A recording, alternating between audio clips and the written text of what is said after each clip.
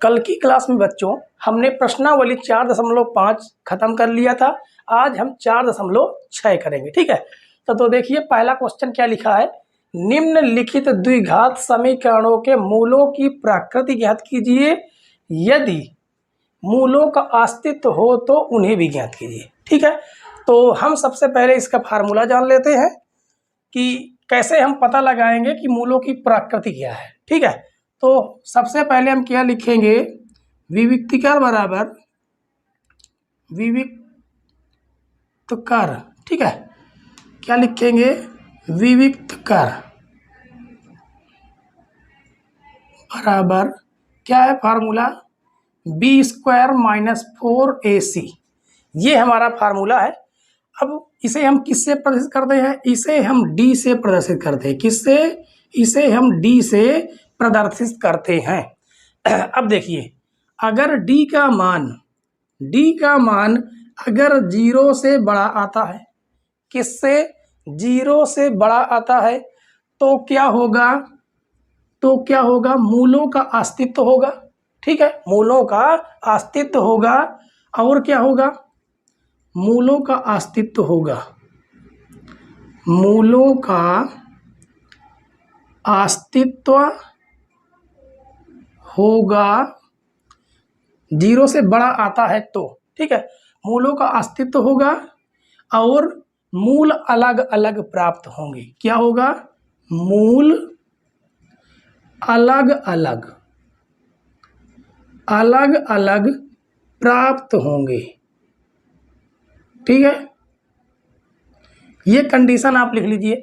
और अगर d का मान, किसका, विविक्तिकार का मान d से बड़ा या d 0 से बड़ा या 0 के बराबर आता है तो मूलों का अस्तित्व होगा। मूलों का अस्तित्व होगा और क्या होगा,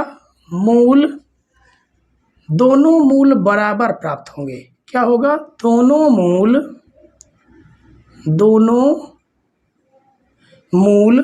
बराबर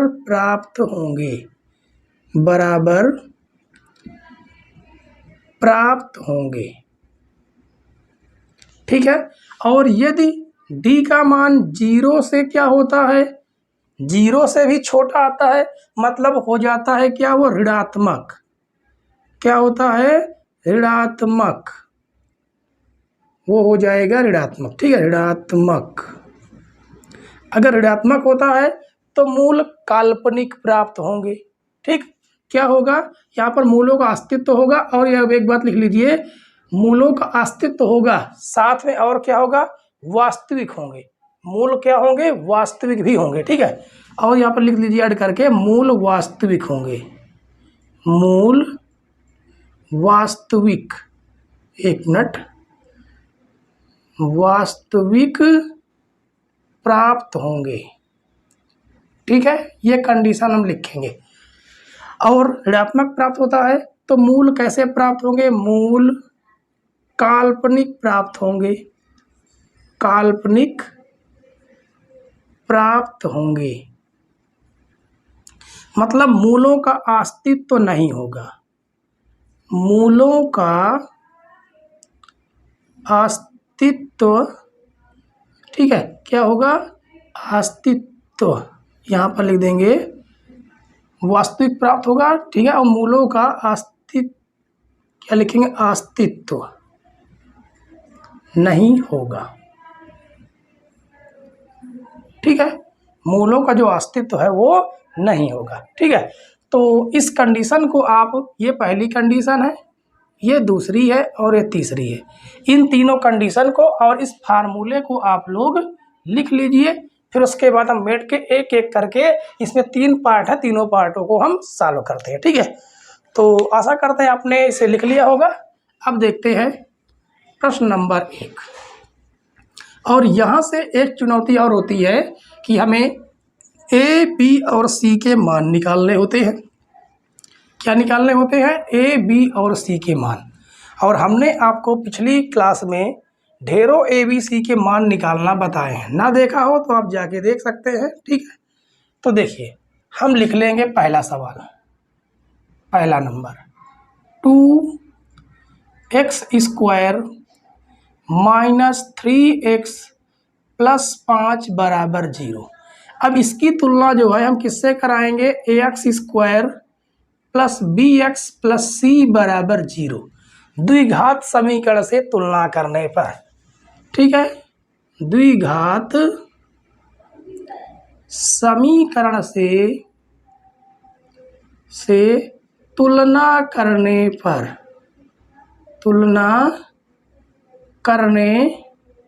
ठीक है, इसे हम लिखेंगे और यहाँ से तुलना कराएंगे तो a की वैल्यू 2 प्राप्त हो जाएगी, b की वैल्यू -3 प्राप्त हो जाएगा और c की वैल्यू 5 प्राप्त हो जाएगी। अब हम विविक्तीकर का फार्मूला लगाएंगे, d बराबर b² माइनस 4ac। इससे हमें ये पता चलेगा कि मूलों की प्रकृति कैसी है। ठीक है, तो देखिए b का मान कितना है, -3 का स्क्वायर, 4 गुणे a का मान 2 है और c का मान 5 है। ठीक है, अब इसे हम सॉल्व करेंगे तो 3 का स्क्वायर कितना हो जाएगा, 3 का स्क्वायर 9 हो जाएगा और 5 दूनी 10, 10 चौक 40, कितना प्राप्त हो गया, 40 में से हम क्या करेंगे 9 घटा देंगे तो -31 प्राप्त हो गया। अब बताइए ये d से क्या है, d का जो मान है वो ऋणात्मक आ गया, मतलब जो d की जो वैल्यू आई वो 0 से छोटी आई, मतलब क्या है ये ऋणात्मक आया है। ठीक है, चलिए यहाँ पे लिख देते हैं ऋणात्मक। ठीक है, अब जब ऋणात्मक आ गया तो मूलों का अस्तित्व नहीं होगा, मूलों का अस्तित्व नहीं होगा तो क्या हो जाएगा, जब मूलों का अस्तित्व नहीं होगा तो फिर मूल काल्पनिक प्राप्त होंगे। ठीक है, तो लिखेंगे अतः मूलों का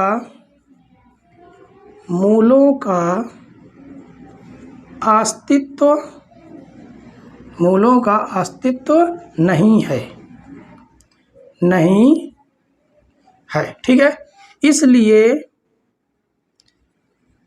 इसलिए मूल काल्पनिक प्राप्त होंगे। अब जब मूलों का अस्तित्व न हो तो हमें आगे सॉल्व करने की जरूरत नहीं होती है, हम इतने पर ही क्वेश्चन को छोड़ देंगे और यही हमारा आंसर हो जाएगा। ठीक है, अब देखते हैं दूसरा।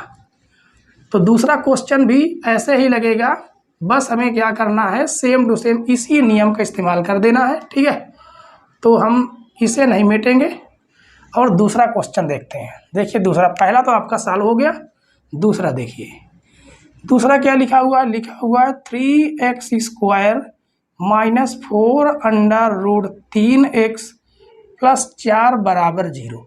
अब यहाँ से अगर हम तुलना कराएंगे तो a की वैल्यू निकल के आ जाएगी 3, b की वैल्यू -4√3 और c की वैल्यू 4 प्राप्त हो जाएगी। ठीक है, तो यहाँ से हम व्युत्क्रम का फार्मूला लगाते हैं, b² माइनस 4ac बराबर b² माइनस 4ac। ठीक है, अब देखिए b का मान कितना है, -4√3 का होल स्क्वायर, 4a का मान 3 है और c का मान कितना है, 4 है।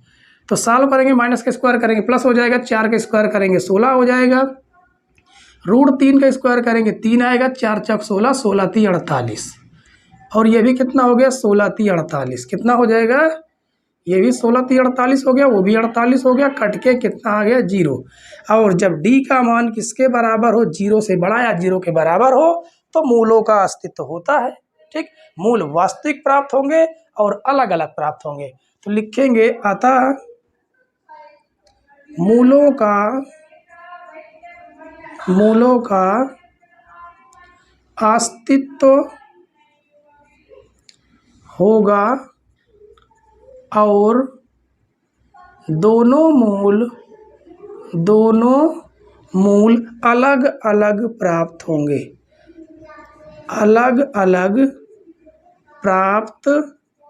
होंगे, ठीक है, अब देखिए हम क्या ज्ञात करेंगे, हम मूल ज्ञात करेंगे। ठीक है, और मूल ज्ञात करने के लिए हमें द्विघातीय सूत्र का इस्तेमाल करेंगे। ठीक है, तो इसे हम मेट देते हैं और आपको द्विघाती सूत्र की सहायता से हम मूल ज्ञात करेंगे।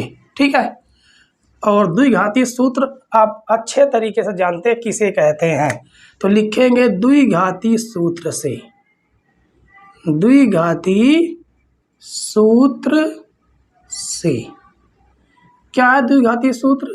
x बराबर minus b plus minus under root b square minus 4ac बटे हो जाएगा 2a, जिसे दूसरे शब्दों में आप श्रीधराचार्य के सूत्र से जानते हैं। ठीक है, तो देखिए, तो x बराबर माइनस b का मान कितना है, -4 under root 3 plus minus 4 under root 3 का होल स्क्वायर और -4, a का मान 3 है, c का मान 4 है, और बटे कितना आ जाएगा 2, a का मान 3।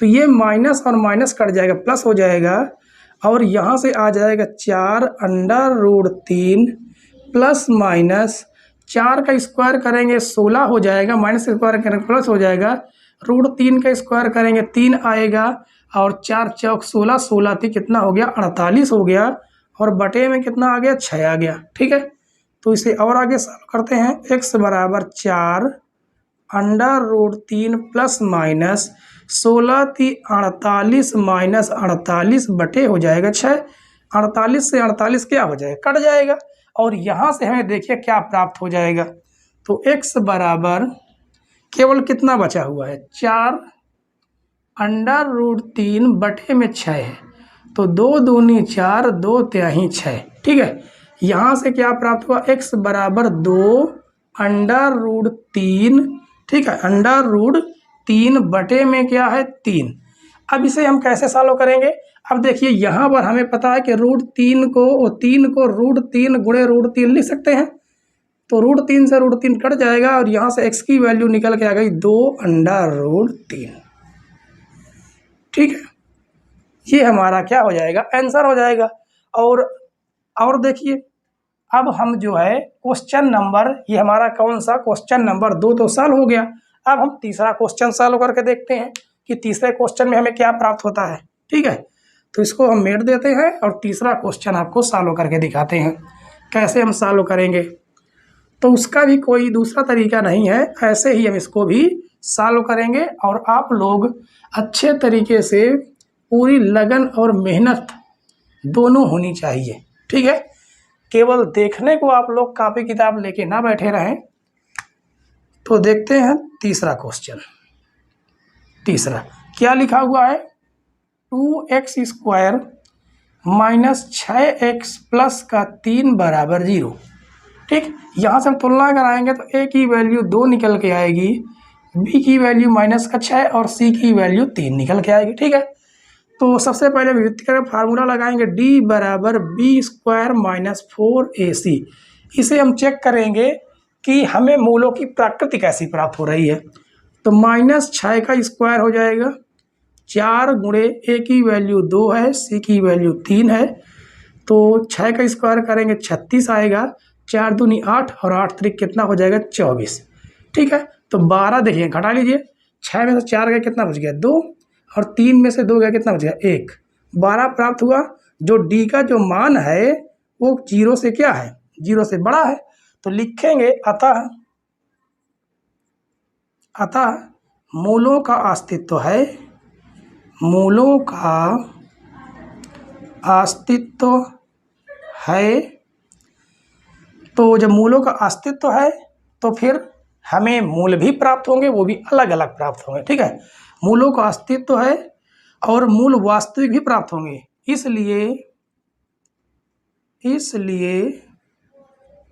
मूल वास्तविक तथा दोनों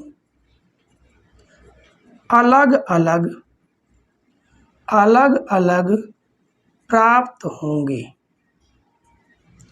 तो देखते हैं अब हमें मूल क्या प्राप्त होते हैं, आप इसे नोट कर लीजिए, और उसके बाद हम लगाते हैं द्विघाती सूत्र।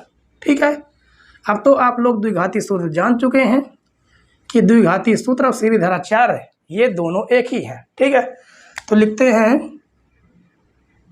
द्विघाती सूत्र से तो x बराबर -b plus minus under root b² minus 4ac बटे 2a। तो x बराबर -b का मान कितना, देखिए माइनस का 6 है, प्लस माइनस b² यानी -6 का स्क्वायर, 4a का मान 2 है और c का मान 3 है, बटे में हो जाएगा 2 गुणे a का मान 2। ठीक है, तो माइनस और माइनस प्लस हो जाएगा 6 प्लस माइनस 6 का स्क्वायर हो जाएगा 36 और ये 4 दूनी 8 और 8 3 कितना हो जाएगा 24 और बटे 4। ठीक, अब यहाँ से आ जाएगा 6 प्लस माइनस 36 से 24 घटाएंगे कितना आ जाएगा 12 और बटे में आ जाएगा 4। ठीक है, अब यहाँ से देखिए अब x बराबर हमें क्या प्राप्त हो जाएगा 6 प्लस माइनस, और देखिए 12 को हम लिख क्या सकते हैं, 12 को हम क्या लिखेंगे आप यहाँ पर देख लीजिए, कहाँ पर, यहाँ पर देखिए 12 का हम गुणनखंड करेंगे, 2 छंग 12, 2 तिहाई 6, 3 एक अन्नम 3। जब यहाँ से रूट से हम जोड़े में से 1 2 निकाल लेते हैं तो अंदर रह जाएगा क्या 3 रह जाएगा और बटे में क्या है 4 है। अब यहाँ से देखिए यहाँ से 2 कॉमन है, हमने 2 कॉमन कर लिया तो 3 प्लस माइनस अंडर रूट 3 बटे में आ जाएगा 4। तो 2 एक अन्नम 2, 2 दूनी 4।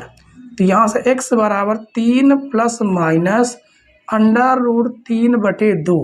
यहाँ से हमें 2 मूल प्राप्त हुए, कौन कौन से, एक प्लस चिन्ह के साथ, प्लस चिन्ह लेने पर तो आ जाएगा 3 प्लस अंडर रूट 3 बटे 2 और एक माइनस चिन्ह लेने पर तो आ जाएगा x बराबर 3 माइनस अंडर रूट 3 बटे 2।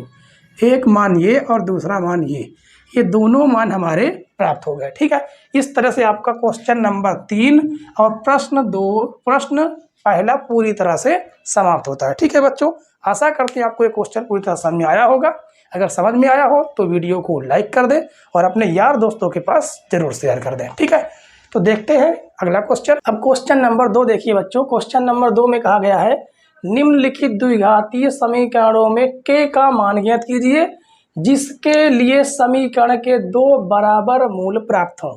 जब 2 बराबर मूल कभी भी प्राप्त होता है तो हमेशा d का जो मान होता है, जो हमने व्युत्क्रम का फार्मूला लगाया था b² माइनस 4ac, ये फार्मूला लगाते हैं जब 2 बराबर मूल प्राप्त हो तो d का मान क्या प्राप्त होता है, 0 प्राप्त होता है। ठीक है, क्या प्राप्त होता है, d का मान 0 प्राप्त होता है, इसलिए हम फार्मूला लगा देते हैं b² माइनस 4ac बराबर 0।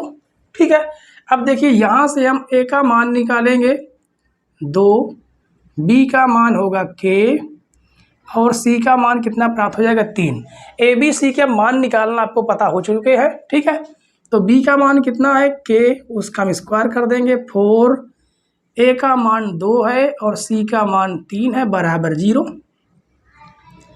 तो k स्क्वायर 4 दूनी 8, 8 3 कितना हो गया 24 बराबर 0। तो यहाँ से k स्क्वायर बराबर 24 प्राप्त हो जाएगा और जैसे ही हम इधर से स्क्वायर हटाएंगे तो 24 में क्या लग जाएगा, रूट लग जाएगा। ठीक है, और 24 को हम क्या लिख सकते हैं, 24 को हम गुणनखंड करके लिख सकते हैं कितना 2 गुणे 2 गुणे 2, तो कितना हो गया 2 दूनी 4, 4 दूनी 8, 3 के 24। ठीक है, इसे हम ये लिख सकते हैं। और आप जानते हैं कि जब रूट के अंदर से जोड़ा बनता है तभी एक निकल के आता है और वो भी प्लस और माइनस दोनों के साथ निकलता है और ये 3 दूनी 6, ये हो जाएगा हमारा k का मान। ठीक, तो पहला आपका साल हो गया, पहला नंबर। दूसरा नंबर b² माइनस 4ac बराबर कर देंगे 0। ठीक है, इसे हम थोड़ा सा क्या करेंगे, सॉल्व करेंगे। तो इसे सॉल्व करेंगे कितना आ जाएगा kx² अंदर गुणा कर देंगे 2kx प्लस 6 बराबर 0।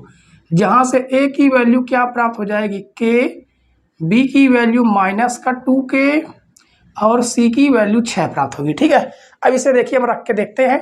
b का मान कितना है -2k का होल स्क्वायर, 4, a का मान k है और c का मान 6 है बराबर 0। तो माइनस का स्क्वायर करेंगे प्लस हो जाएगा, 2 का स्क्वायर हो जाएगा 4, k स्क्वायर -4 कितना हो जाएगा 4k गुणे 6 बराबर 0। देखिए यहाँ से क्या कॉमन है, यहाँ से 4k कॉमन है, तो यहाँ बच जाएगा k और यहाँ बच जाएगा 6 बराबर 0। अब ये दोनों 0 के बराबर है। ठीक है, तो दोनों को हम 0 के बराबर दिखाएंगे। तो 4k बराबर 0, तो 4 इंटू, देखिए ये कहे में है गुणे में, तो गुणे से कहाँ चला जाएगा, भाग में चला जाएगा, कौन 4, यानी 0/4 और 0 संख्या क्या होता है 0, तो 1x का मान ये आ गया और 1x का मान यहाँ से निकल के आएगा, ऋण से धन में चला जाएगा, तो k की वैल्यू क्या प्राप्त हो गई 6। ये दोनों हमारे क्या हो जाएंगे, आंसर हो जाएंगे। ठीक है मित्रों, तो क्वेश्चन नंबर 2 आपका समाप्त होता है। प्रश्नावली 6.4 पूरी तरह से समाप्त हो गई। ठीक है, अब कल से हम इस प्रश्नावली 4.6 के अन्य महत्वपूर्ण क्वेश्चन पढ़ने वाले हैं। कौन से अन्य महत्वपूर्ण क्वेश्चन, अन्य महत्वपूर्ण प्रश्न पढ़ने वाले हैं, जो विद्या की एनसीईआरटी, विद्या की जो एनसीईआरटी जो एनसीईआरटी वेस्ट पर आधारित विद्या प्रकाशन की बुक है, उसमें अन्य महत्वपूर्ण क्वेश्चन मिलते हैं। ठीक है, तो उन्हें हम सॉल्व करेंगे, जो पेपर की दृष्टि से बहुत ही महत्वपूर्ण होते हैं। ठीक है, इसीलिए इनका वहाँ नाम क्या लिखा है, अन्य महत्वपूर्ण प्रश्न। ठीक है, तो आज के लिए दोस्तों इतना ही, और अगर आपको आज की वीडियो अच्छी लगी हो तो वीडियो को लाइक करें, चैनल पर नए हो चैनल को सब्सक्राइब कर लें, बेल आइकन प्रेस कर लें, ताकि नई नई वीडियो की नोटिफिकेशन आप तक पहुंचती रहे। वीडियो देखने के लिए धन्यवाद दोस्तों, जय हिंद।